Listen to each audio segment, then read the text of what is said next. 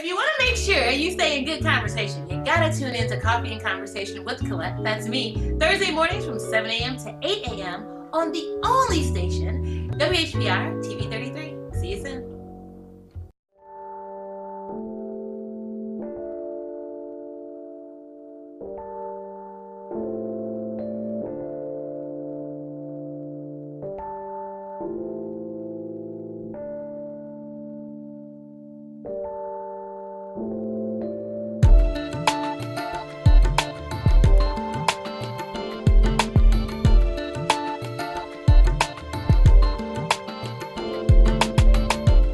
Rise and shine up and at 'em. It's an amazing new day. So happy to be with you.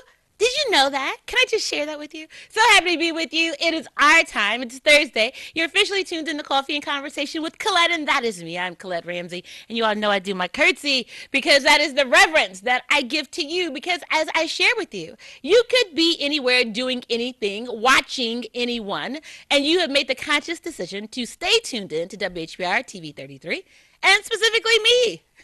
I appreciate it because I know you could be doing a lot of other stuff. But, you want that time. You want this hour together because you know that we're going to what?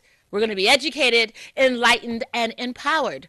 And so whether you're watching on TV 33 or Comcast or Roku or streaming live or on our app, you've made the decision to be a part of the conversation. So great, amazing morning to you. So excited. I mean, you all know that time is just flying. Time waits for no one. And that's why I hope you realize it is our most precious resource because we are already at the end of February. We're about to go into the springtime. We're about to be in the end of the first quarter of 2018. Don't you recall us just having the New Year intro? Like, you remember that? And so because things are progressing so much, our conversations are going to progress as quickly. And the solutions that we're going to give are going to be equal to the progress. Because we agreed that this year, in addition to having just the conversation, we're moving up. We're moving on up. Remember the Jeffersons moving on up? We're moving on up. It's going to be better because we're going to make it better because we're going to talk through and have the conversations, right? And callers, I see the lines are lit. I'm going to get to you momentarily. And before I do the intro, give an intro to our subject matter today, I am not going to let another moment pass without honoring the life and legacy of Mr. Cliff Russell. Detroit's own Cliff Russell. And if you allow me, I'm going to give an overview as presented from Fox 2 Detroit, and it was entitled Media Fixture Detroit Activist Cliff Russell Died. Cliff Russell wore a lot of hats and touched a lot of lives during his long career in Detroit. He worked everywhere from City Hall to the University of Detroit Mercy.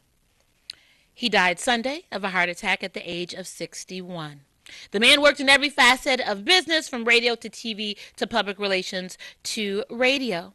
Cliff Russell did it all, from award-winning journalist to press secretary for Detroit Mayor Dennis Archer. Quote, I found him to be a very outstanding press secretary who was able to help me in print and electronic media, Archer said. After his press secretary role, Russell became director of communications for the Detroit Tigers, the first African American to hold both those positions. In college, he was a player for Wayne State basketball, as the voice of the U of D Mercy Titans. A professor, mentor, historian, a husband, father, and grandfather, and brother. The last words he said to me was, I love you, brother, and I look forward to talking to you and seeing you next week, Greg Russell said. Actor and media personality Greg Russell was so proud to call Cliff his sibling. And everyone, if you wanted some additional information, I'll have the link. I don't have to read it in entirety because I think we got the gist. And everyone who grew up in Detroit and is familiar with all things media in Detroit knew Cliff Russell. And whether you knew him personally, you felt as if you knew him. And I had the pleasure of being the first producer and co-host on his show on 910 AM radio, The Cliff Russell Show. So I had the opportunity to meet him. I hadn't met with him before, and to work with him and to have the conversations. And he was the type of individual where you knew he never met a stranger. Just as quickly as you said hello after the first few minutes, he was letting you know that your conversations were important to him. And he would ask the questions for him to really get an in-depth understanding of who you are. And that was our time together, and I'm so appreciative of that. So everyone, please continue to keep the family and friends and all of us up in prayer as we have a good grief over the homegoing of Mr. Cliff Russell, and understand that it's all about our impact and what we do to have a positive impact on the lives of others that matters when our physical form on this earth is gone. So I just thank you for your time. I thank you for the opportunity to indulge me, because that's what's most important, giving honor and reverence. And in continuation in that vein, I want to give an acknowledgement. I just tell everyone I have to stay in a spirit of gratitude. I don't know what else to do. I don't, for those who don't, those who are the Debbie Downers and the negative Nellies, and I just don't even understand how you do it. I just can't. Let me just, like the little kids, I just can't. I just can't do it.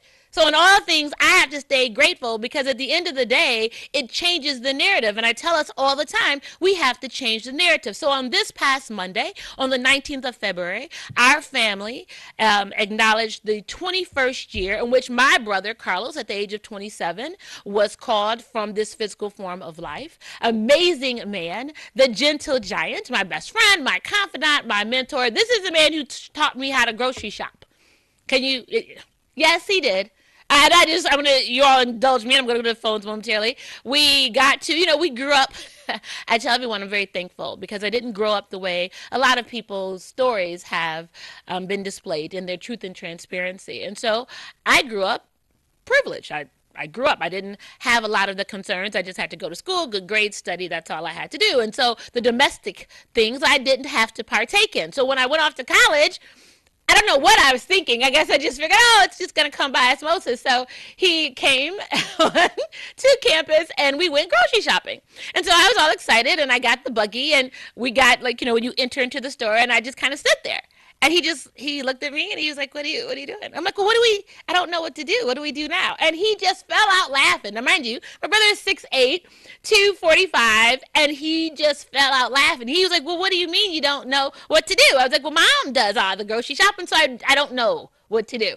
And he just laughed, and we laughed. He's like, well, Collette, you make a list, you determine what you want, and that's what you do. And so that preceded our experiences into the grocery store. And then we just had times of growing up with my mother in the grocery store when we would be, you all remember that Farmer Jack in Hazel Park? We would be in the Farmer Jack, and maybe in the fifth aisle, no one was in the aisle, and he was like, he'd call me, and he'd be in the middle, and I'd turn around, and he'd moon me in the grocery store. Those are things that make me laugh, because we had a connection. We talked every day. And so I'm so thankful to be able to have him in my life now, still, and the conversations that we have. And I know that he's so tickled now, because I cook from scratch. You know how I do. So that's what I do now. And so I laugh when I'm in the kitchen, when I'm cooking and cutting and doing stuff. I'm like, Carlos, how you like me now? What does that look like? And so I want us all to be encouraged. So wherever life finds you this morning, and whatever challenges you are dealing with, a great good morning to my sister, cousin Maria in Houston, and special prayers out for my Aunt Jeanette as she is going through her healing process and the recovery process. And we just stay thankful in all things. Let me just say that. Okay? So today, as of every day, we just stay thankful in all things, because this moment right now is what is mattering most. I can sit and talk to you about what I want to do tomorrow and what I want to do next week and next year, whatever, but that is not promised to me. This moment right now that I breathe and thank you, that's mine right now, as it is yours. And so I'm committed to us to have the best moments together that we are given in this time to have the conversations. Okay? So on this morning, I'm going there with us, and I don't want to do a spoiler, and everyone, I promise I'm going to get you on the lines, but we have to talk about Black Panther. We just have to talk about it, okay? We just have to talk about Black Panther. Ryan Coogler directed it, Marvel Studios in partnership with Disney. We have to talk about it. I took my mother to see it on Monday. That was our celebratory, commemorative experience, and we just have to talk about it, okay?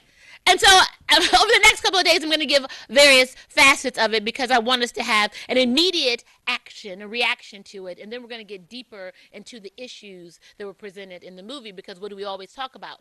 their issues. It's not just the symptoms, it's the issues. And I don't want us to get caught up in just the outliers, the overview, the periphery. I want us to dig deep and talk about the symbolism and the political connotations and what it looks like.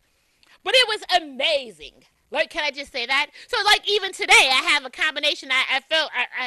I'm in Wakanda. I have my print. I'm in Wakanda, and I got my print, my leopard glasses, and then I have like this kind of like Aztec type pant on that picks up the technological advancement. You know, I'm really feeling Wakanda. And can I just tell you, we were watching it in 3D, and as soon as it came on, and we're going to go to a clip, but I just started crying. Because I felt like for the first time that every other ethnicity knows when they say, I'm going home. We're going to go home. So, okay, so going home. So if you're Italian, you're going to go to Italy. If you are Polish, you're going to go to Poland. And there's a pride that you have in knowing where your home is and where you can go specifically, and that you then have the visualization and the warmth and the comfort of going home. And I felt like that in the movie. I'm like, oh my goodness, for the first time as a descendant of African Americans and the indigenous and original people here and of Africans, I felt like we were going home. Like this place that we were going to, this fantasy place, was actually home. And I cried. And you all know that I'm sensitive anyway. So that's just probably, and that's fine too, because I claim that. That is part of who I am in my many pieces of me. But I cried because there was an identification. And so we are coming out in droves for this blockbuster film that we're thinking about maybe 200 million. And so now we're projecting we're going to be at the 300 million mark. I'm going to give some statistics from the New York Times on what that looks like. But before we get into that, and callers don't go anywhere, we're going to see the opening trailer. Let me share it with you. Let's enjoy. That I couldn't even imagine. I've seen aliens drop from the sky. Yeah. But I have never seen anything like this. How much more are you hiding? Hold up. Let's go.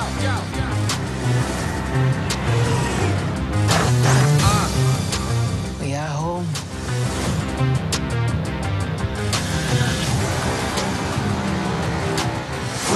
My son, it is your time. Show me my respect and bow down. You get to decide what kind of king you are going to be. Don't freeze. I never freeze.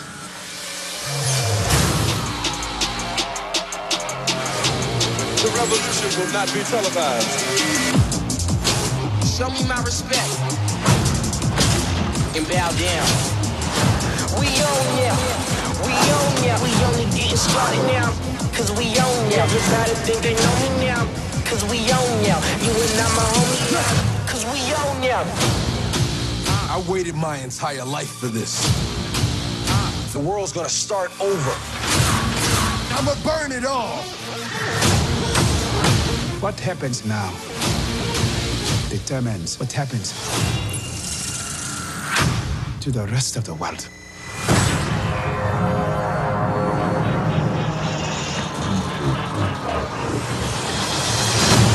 You will not be able to stay home, brother. You will not be able to plug in, turn on, and cop out. Wakanda forever! The revolution will not be televised. Let's have some fun.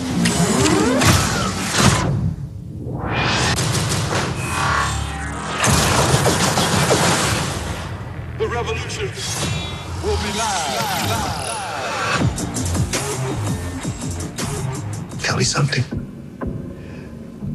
What do you know about Wakanda?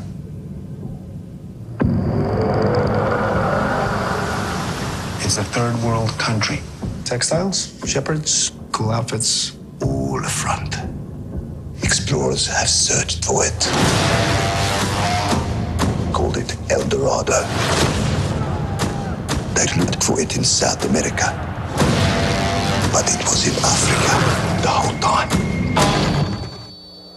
I'm the only one who's seen it. And made it out alive.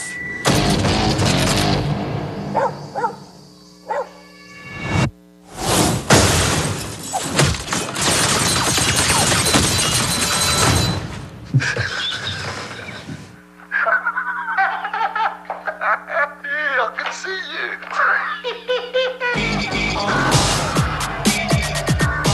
The world is changing. Soon, there will only be the conquered and the conquerors. Step into the spotlight. You are a good man. Step into the spotlight. With a good heart. And it's hard for a good man to be a king.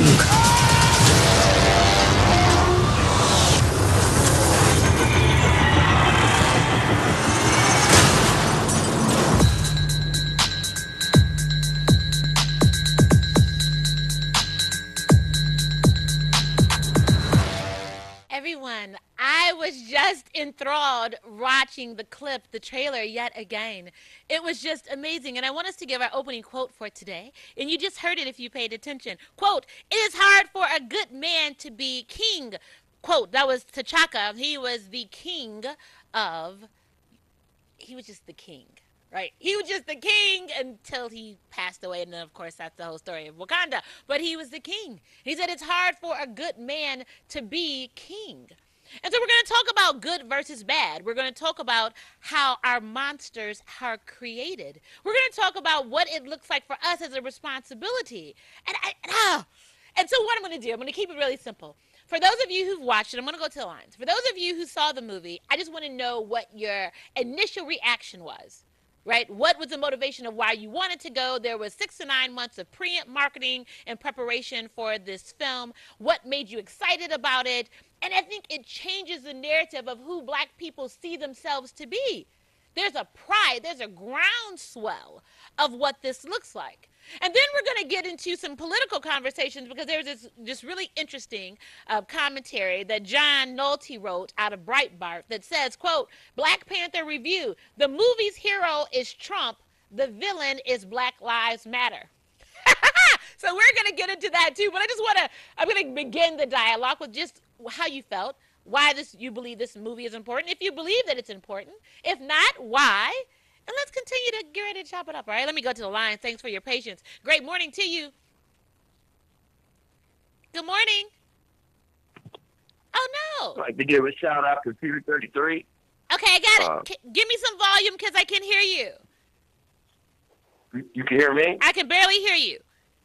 Can you hear me now? Yes, good. Okay, first I give a shout out to Peter 33, Comcast, Channel 91. Okay. Detroit, Highland Park. WHPR, shout out Henry Tyler, yes. R.J. Watkins, sure. Rest in peace, J.B. Hill. Absolutely. Let's give a rest in peace to your brother. Absolutely. Let's shout out Billy Jones, Miss Perryman, yes. My Nick and Diva, sure. and all other TV show hosts down at TV 33. Okay. Happy Black History Month, and thank you for promoting the movie Black Panther. Yes. I personally not seen the movie yet, but I'm glad that movie makes a lot of people that look like me happy because they see positive images of themselves. Yes. Coming out of Hollywood. Yes.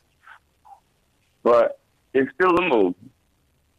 It's still produced by people out of Hollywood. Sure. So I can understand the enjoyment that people have out of a movie, sure. but I just still see it as a movie. When I look at the money that this country spends in entertainment, like WWF, auto racing, basketball, football, music entertainment, okay. when I see all the money that's spent on entertainment, and when I see the excitement over entertainment, sure. I come back and look at these neighborhoods. And then wonder why all this money, all this time and effort that our country put towards entertainment, how come it's not put into our neighborhood? That's just odd. Okay, so stay there for a minute. So let me just say this much, and you have to see the movie because I believe that what you're suggesting, there's a major component of the movie, and I don't want to give it all away, but be very clear that the majority of entertainment we consume, That is what we do. But the truth is, if you look the statistics that they've given so far for this movie, that even we are grossing high at the $250 million mark, but only 37% of the moviegoers are people of color. So that has to let you know something. If 37% out of 100% are people of color, there are other folks that are going to see and support this movie as well. And I believe that this movie is a start of something that puts pride in people of color.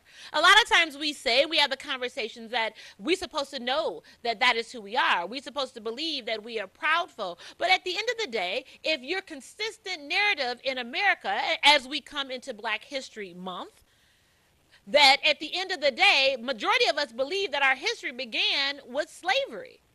And so you all have shared on this show, well, Collette, why don't the teachers educate about who we were before slavery? Well, these teachers in America were only taught by the educational system in America, so they take the premise that our history began in slavery, and so that's what they teach. And so for a lot of us, we don't know what we were and who we are outside of the American story. And so this movie gives us a strong glimpse of we are more than bush people, as it depicts in the Tarzan movies and the like. We are the most technologically advanced individuals. We've harnessed this amazing resource that has propelled the advancement of this community, and that we have governed ourselves so much so that there are various tribes. It shows the truth of our dissension as people of color based on tribe, and how they agree that you have to work together. So there's a component in the movie that then says, we're going to go back to the ways in which we were taught. And in order to be the king, you have to fight to win the crown. So there's a fight. So you are challenged, and you have a physical fight to determine who's going to be the king. And so I believe that because we are so driven by media, that we need this type of imagery to show us that we are more. We are more than a training day that shows a rogue cop, and then that's why you get a nod for an Oscar. We are more than an abused Black woman looking for some kind of sexual pleasure as a Halle Berry in Monsters Ball. We are more, and so if you don't show that, which media and Hollywood has never shown before in this history, have never put their money behind something that creates the type of pride and the ownership and the entrepreneurial spirit and the community and the family and the strength of Black men and the strength of Black women, and then the love of Black family and love of Black people. We have not seen that on a mass scale, specifically produced by Ryan Coogler, who's a 31-year-old Black man from Oakland, California. So thank you for reminding me. So I needed to set the precedent, because at the end of the day, we believe what we see.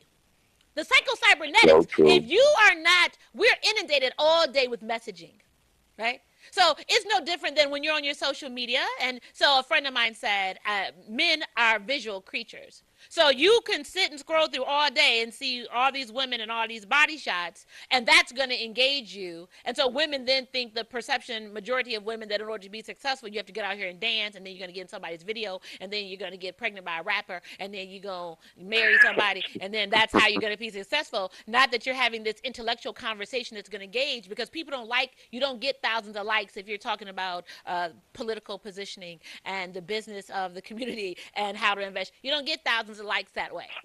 For us, because we've been inundated. But in the movie, you saw the visual of strong women who were presented and positioned themselves, but the court of warriors, the Dora Malenge, were all Black women, all shaven head Black women with spears, protecting the kingdom and the loyalty to the throne. So the imagery in this movie is so important, and that's before you even get to the conversations of it. So please continue. Thank you for reminding me the tool of the trust. Black is not a color. It's an experience. Mm-hmm. I now understand that in 2018, Miss Collette Ramsey want our world, our community, to know that they can do anything that they see. They can do anything they don't see because they exist. Absolutely, we can. And we have to work together, and we have to have the real conversations, and we have to be able to say that we do have the resources. You and I talked offline last week about this, and I'm going to get the other caller, so y'all be patient. But we even talked about the profit sharing piece, and that if everyone who's getting these profit sharing, so if the check was from $5,000, and then Sean and I talked about it as well, $5,000 to $10,000, that if you had 100 people give that money to say that, because it's money that you didn't have, money that you didn't know. So that's starting off $500,000 right there that you can build and put back to buy housing and to enhance our communities if we were taught to think that way. Think and grow rich. As a man thinketh, half of us have to realize that we don't think. We just regurgitate information that was given to us, and it's called conversation. That doesn't mean that we're thinking. Majority of us weren't taught how to think. But hey, we're going to get there. That's a part of this conversation. So I thank you for being open to it. Want to hear more from you once you see the film, and we can continue to chat. Right now, you are teaching the people in our community how to have an amazing day. Yes. That is the coin phrase. That's it. That's my day. Yes. Collette Ramsey. Yes. Have an amazing day. Yes. You have to be amazing. You have to live amazing. You have to think amazing. Yes. And that's what you've been pushing for the last 2 years. Yes. So I'm going to go ahead and get off. All right. Everybody in the city of Detroit that can hear your show, have an amazing day. Absolutely. We'll talk a little later, dear. Thank you, 8 Ball. Have an amazing day. You have to. It's a mindset. And I don't care what anyone says. I know we've had callers who tell me, oh, Collette, no, that old positive mindset. Well, that's fine. So you don't have to be positive, and let's see how that works for you. But for me, that's all I have to focus on is how it resonates with me and how I give it back to you. So I'm going to go to the line. Thanks for your patience. Good morning to you. Good morning. Can you hear me? Absolutely, I can. Yes, and I want us all to have that amazing day, an amazing thought, an amazing brain. Yes, amen. Now that constantly black talent always soars and it's always scores, now it's time for us to deal with the investment part where we own our own theaters. Yes. Because others are making more money off of this movie than those who have the talent and the initiative to score and to soar. So I just think that an amazing thoughts and an amazing way of doing things is to work on investments that we own our own theaters as well as anything else it is that we want and control. Yes. Thank you for taking my call. Thank you so much and for I love calling. you so much. Oh, I love you. Cliff, you will be greatly missed. Yes. I love me some Cliff Russell, and he will be greatly missed. Yes. But his spirit will live on through others because he gave so much. Yes, Thank absolutely. you for taking my call. I love you so much. I love you. I mean, and hear me, and get what she just said. And you all know it to be true for the communities that you live in. And we're not talking about the Imagine and the AMC franchises. We're not talking about that. I'm talking about community theaters. There's a community theater right there in Royal Oak that's independently owned. They just opened that up. There's a theater that's right there off of, is it Mac, and what's the other street? I was over there on the east side, and they're resurging, putting some facade on that and bringing that community back, the theater back. There was a theater in Highland Park at some point. I mean, everyone, you can start somewhere. See, a lot of times I'm going to go to a clip shortly from an interview with Ryan Coogler, who's the director of Black Panther, but he said, sometimes the picture becomes so big, we get inundated with the grossness of the picture, and we don't know that you start one piece at a time. So you have a little plan and say, okay, guess what? In my community right now, I can control this in my community. We can own a theater. It's a building that you repurpose if it's not already there, and you put it up and you show films. It's not hard, you all. It's what you want to do, and it was what you believe that you can do. And I hope that when we're watching this film, that it creates a new energy in you that you can do all things. If you never believed it before, maybe sometimes we have to see other people doing it and collectively working together to realize that we can. I believe that that's what it is, and I believe that's what the caller was sharing with us, because we can do it. Why not? Why can't we have a theater? It makes perfect sense. Let me go to the line. Thanks so much for your patience. Great morning to you.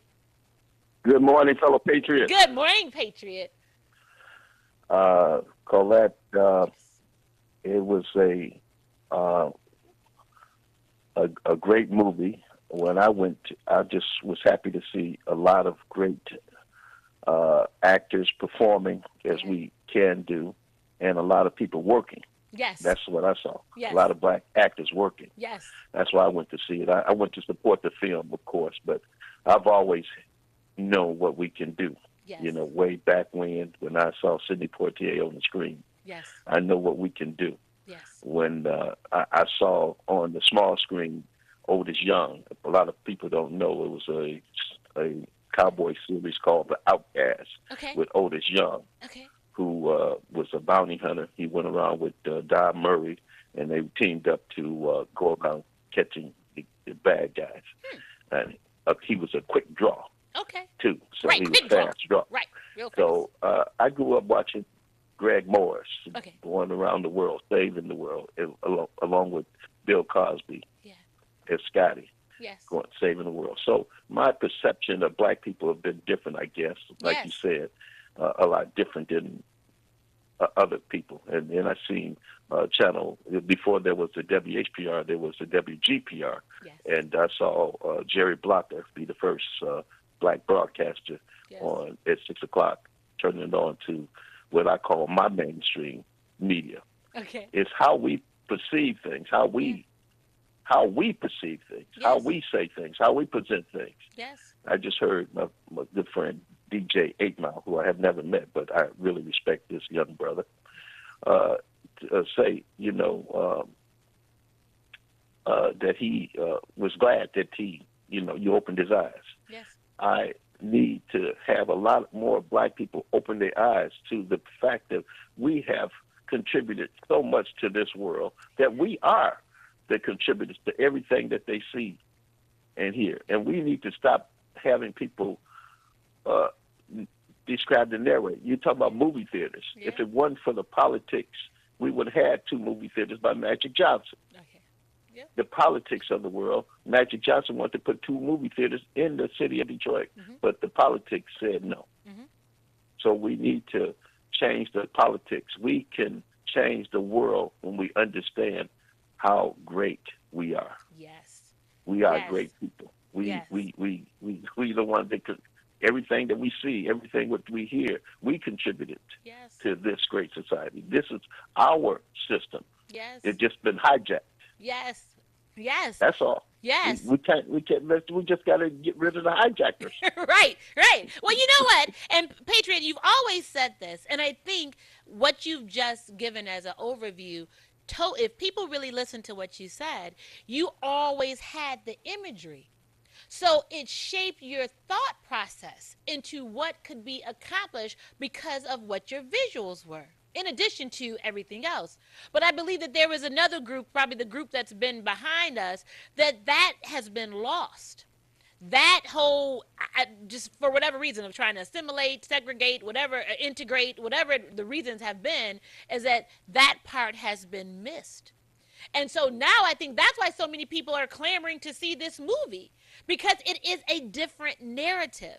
And I'm hoping, as you shared, that then they will see that now we can do something different for ourselves. And at the end of the day, we always said that we could, but you saw the collective group coming together. You saw that no matter what tribe you were in, we realized that we couldn't do it without each other. We realize that, of course, what we always know is no matter what your resources are, it still needs to be everyone together. To your point of Magic Johnson, everyone, now that should show everyone. No, he's a multimillionaire. If he couldn't get theaters put in because of politics, what does that tell you? So something's going on in the relationships that he wasn't able to get theaters put in. So maybe there's another way. Maybe you need to connect with some other people. That was the point of the movie. And then we have these underbelly societies, and everyone wants to poo-poo on our urbanness and our ghettos. But at the end of the day, who creates the monsters? If you leave a child in a space where there are minimal resources, where they don't have the opportunities that people can say you can do something different, if they're only getting certain representation of how you make money, how you can take care of your family, what do you think they're going to turn into? Because that was the conversation. If we can do better and we don't reach back, to the least of these, then what is the society in which we created? And so we need to ask ourselves that right now. Everyone sits and talks about, oh, the talents of black people and the black men now out here, and nobody wants to listen, and they got the pants hanging down and this, that, and the other. Okay, well, have we had the mindset that I'm going to meet you right where you are? Okay, right where you are. I'm not going to talk to you about how I think you should dress. What does it look like? Right where you are, I'm going to meet you. And we can start having some kind of dialogue so that you can understand that the truth is we're more alike than we are different. And then because of that, we can change the dynamic of not having the resources, not having the opportunities that create these individuals that have to survive. As Killmonger said, he had to survive. And so you use that rage and what's around you to survive. And so a lot of times then we wonder why societies are what they are, because individuals didn't live, they were surviving. And so that's a whole different component, but you hit it on the head. I believe that, again, it starts off with what we see and who we believe that we are. Period. And that movie was so significant, Collette. It had so many symbolisms in it. Yes. Where it, that I saw that was very culturally, that we culturally divided. Yes. But we're still together. Yes. Yes. So to me, it was a good movie for every young person. And I'm glad that, like I said, when I came up, I grew up going down to the Fox, walking to the Fox. It was the Palms and it was the Grand Circus. It was just so many movie theaters that I can attend that I spend a lot of Saturday, afternoons at. Yes.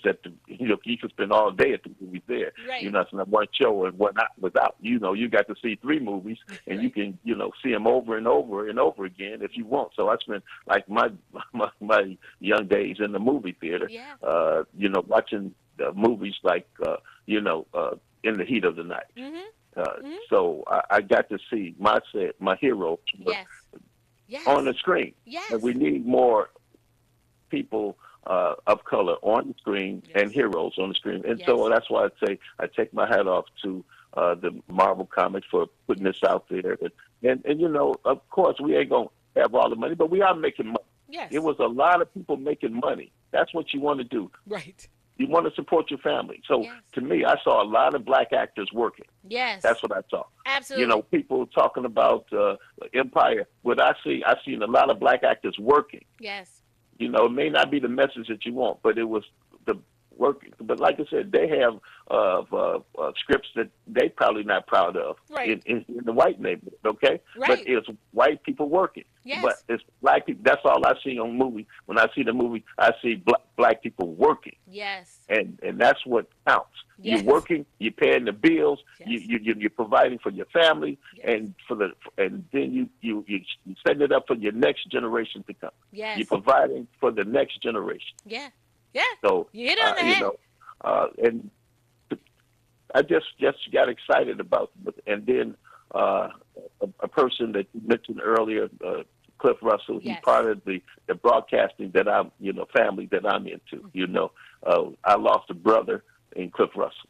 Yes. I'm glad I got a chance to meet him and get a chance to talk to him. He's a very engaging and real patriot. He was a true patriot. If you talk about patriotism, he was the epitome of patriotism. Yes. And I would go, every time I hear certain songs now, I would always think about Cliff Russell. Absolutely. And let me just say this, and his favorite song, he was like, if we don't open with anything, James Brown, I'm back. That's right. Get on up, but I'm back. I'm back. Look, let me just tell you. And every day when it was time to do the intro, it was new excitement. His energy and excitement was just like he heard that song for the first time every day. So everyone, it's like I was hearing it for the first time every time he played it. Yeah, and that was it. I mean, that's what it was. So we're back, and we thank you. We thank you. One last thing, Collette. I will be down in front of the State Building on 3044 West Boulevard to just show that we are interested in having an election a little bit sooner than the governor is having his message of having an election. Right. We just want to send a message out that we want elections like everybody else on a timely matter, because right now we are being taxed without representation in Washington, D.C. And there's a lot of key issues coming up in Washington you know, that we need to be involved in, and we need to have representation. Yes, so absolutely. Please join us at 5 o'clock in front of the State Building on the Boulevard. That's across from the Fisher Theater. If people don't know the Lama, that's where it is. We'll be there. You know, if it's just one or two of us, we're still exercising our rights to protest and show our disdain against the governor's decision to delay our election. Yes, absolutely, everyone. Great announcement. Great announcement. And thank you for all that you do. And let me just say this, and I'll let you go. For, you know, being the voice of reason. And you always come on Thursday and Friday and the voice of reason. And your positive attitude is, you know, infectious. I've always tried to keep a positive attitude. Yes, myself. You have. And let me just say one last thing, and then I'll let you go, and I'll get the other lines in. I hope now that when people see the imagery in Black Panther, and you'll see the strength of Black men and the roles that they play in our society and in our families, that they'll have an appreciation for the likes of a patriot. So now when you see him, even just in his stature alone, you'll understand the significance of who he is to us, and then the work that he does and the wisdom that comes out of his mouth. So thank you so much for all that you do, Patriot. We appreciate you. Well, thank you, Collette. You're welcome. Have an amazing day. All right? You do the same thing. Thank you so much. We're going to keep it going. This is a great conversation. Thanks for your patience. A great morning to you. Caller, are you there? Yes, good morning. Good morning. What do you think the Koreans are thinking this morning? What do I think the Koreans are thinking? What if the Black women decide to shave their hair and stop buying hair? You think it would hurt their business? Come on now. Come on now. Absolutely. The other side of that coin is Walmart starts selling kente cloth. Are we going to run to Walmart and buy African outfits? Nice. See, nice. Two-sided sword here. Yeah. Yeah. I mean, you know what? Great point. Great point. Great point. Mm-hmm. But those are things that at least I'm going to leave it at that. Okay, thank you. Everyone, so look, he gave the point. We're not I don't want to keep up the line. Okay, thank you. Everyone, now the gentleman made the point. If you didn't see the movie, we're not trying to give it to you, but if you did see the movie, you'll understand that the Dora Malenge, the women's warriors, were all with shaved heads. And there was a scene in which she had a wig on, and she's like, I can't wait to take this thing off. And there was a fighting scene, and she took it off and threw it at the man. And so it shows the beauty of us accepting who we are. And so then I'm hoping, as the caller just put out there for us to listen to, are we going to have a different perception of how we believe what our beauty looks like? Great point. And then how's that going to impact other folks' business if we stop contributing to the wealth that they have through the hair industry? And then to his point that now if we're now so into our African roots and our traditions of clothing and the like, are we going to go and buy the kente cloth from a Walmart? Right? So we got to think about it. We got to think about it. We got to make our dollars make some sense. But great points. Those are things to think about. Let me go to the line. Thanks for your patience. Great morning to you. Hey, good morning. Good morning. Wow. I didn't see the movie. I sent my son to see it. I'm going to see it this weekend. Very good.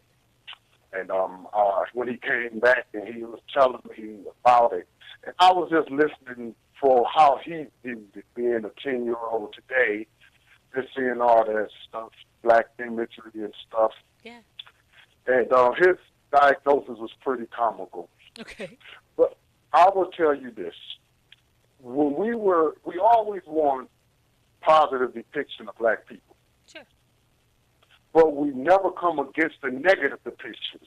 Right. See, that's where I'm confused at. Okay. Stay there for a minute. Wait. Stay there for a minute because I got a question on your point. You say we always want positive. Who always wants positive depictions of black people? Because I don't believe and let me just say this, because I don't believe that we have a consciousness that makes us think that way. I think that there are few of us that think that way, but I don't think we're even conscious of the imagery that's being presented so we can demand something else. We only realize what it is when it's presented to us. That's my opinion, but please continue. Oh, yeah, well, the point I'm getting at is this. Nationally, people have always said that, you know, we want to see Hollywood depict black people and positive images and whatnot. Well, when they don't depict us in a positive image, we still support the movie to the tunes of hundreds of millions. Sure. So who's zooming who? Sure.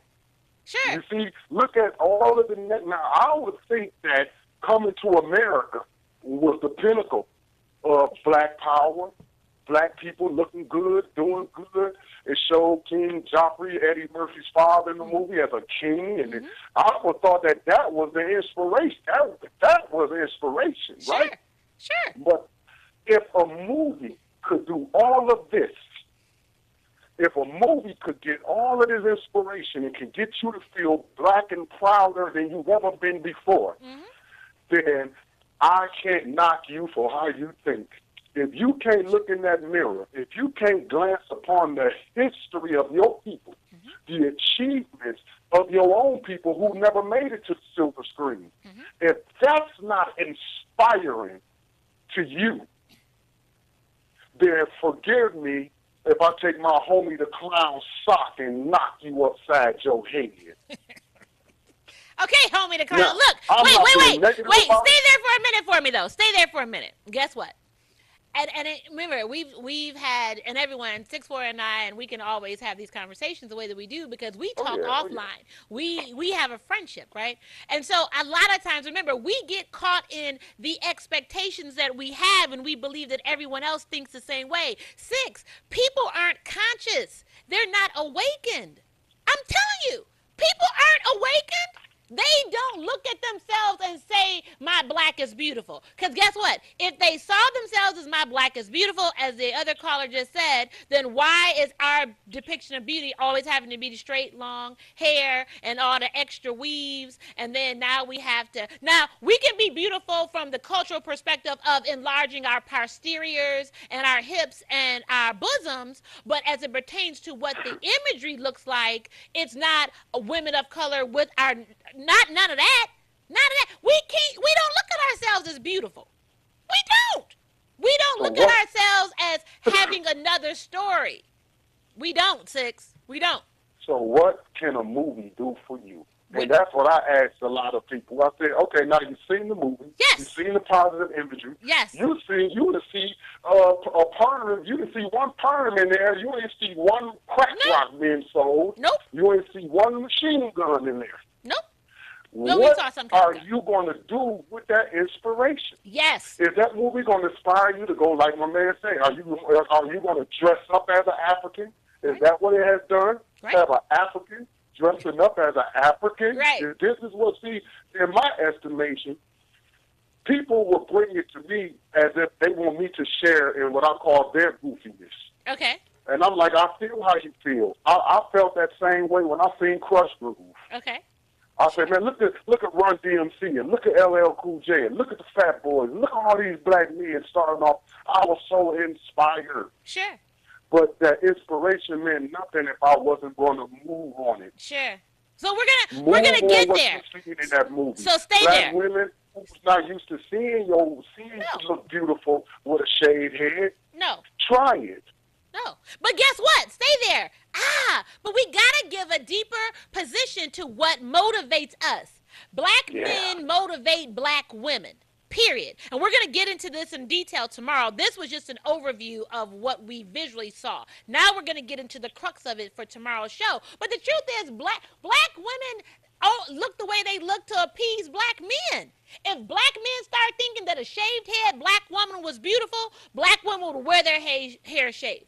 That's like when I wear my hair natural and it's out, people look at me crazy. I told you black men told me, well, you'd have a man if you straightened your hair. Where does that come from? So come on now. Because so now you start talking about who takes the role. We get back to the reinstatement of the black family. The black man as the head who sets the tone. When black men determine what they like, that's what black women do.